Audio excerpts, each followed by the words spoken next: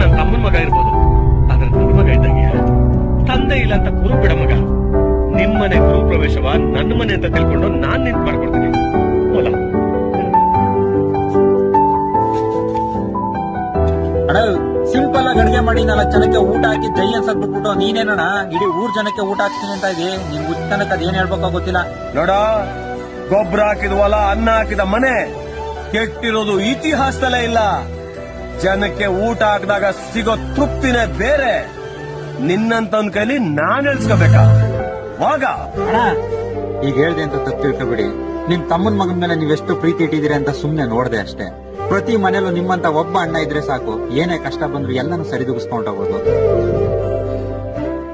ಯಾರಿಗೆ ಯಾರು ಅಂತ ಮೇಲಿರೋ ಭಗವಂತ ಮೊದಲೇನೆ ಗೀಚಿ ಬಿಡುವ.